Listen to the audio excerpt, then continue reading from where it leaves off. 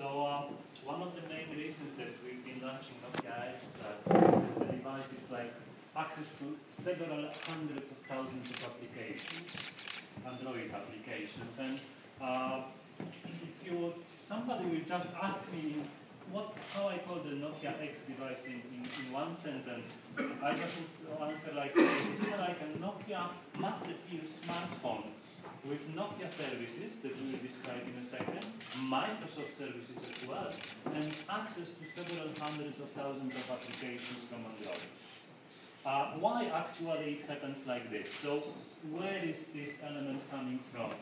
In short, Nokia X is a smartphone based on Android open software project, in which we replaced some Google services into a Nokia services.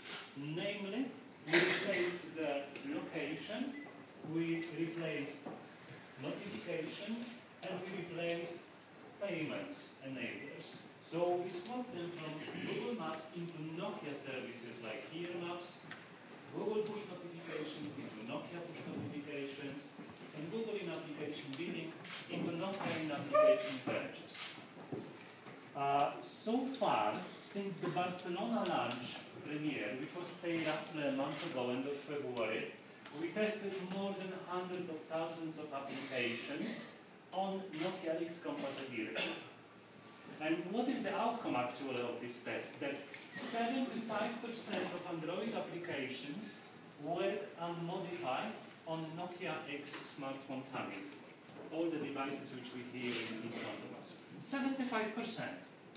And what happens actually with the rest of them? First of all, 75%, those are the applications that work on Nokia smartphone like this. There is nothing to do but take the Android application, put it into the Nokia store, which is very well known and very liked by our end users, publish that, that's it, nothing else. Now, what happens to this remaining part which is on this right side? There may be some applications that require small minor changes. Right? Which are those applications? Those are actually that may use either location or notifications or in-application purchases such. Right? There may be some modifications I use. Why I say this? Because, for example, there are several applications in this group that may work unmodified as well. But we want them to really work very smoothly, very beautifully from the Nokia store. What happens if, for example, in this small group of applications, there will be no changes made to the Android application? For example, if we have the application which makes the photos and uses geotagging for making the location related towards the place where the photo was just shot. Well, if there was no change, then the application, when the shot was done, and looks for the location to be tagged, cannot find it. It says, I can't geotag location, please continue, or press to continue. And then, of course, it will work like this.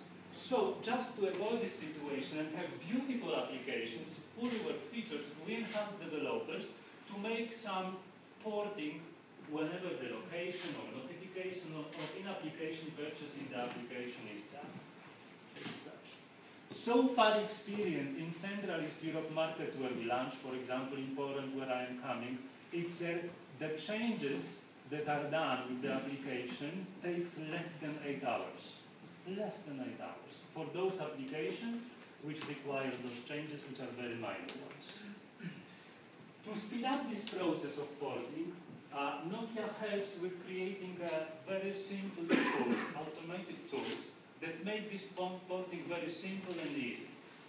Actually, what we ask the publishers or developers is, first of all, take your Android application, really take your file with the application, and drag your application file to the certain place of developer Nokia.com, drop this application, and the rest of the analysis of the compatibility application will happen automatically. As the outcome of this activity, there will be the compatibility check. Yes, it works, just publish to the store and that's it.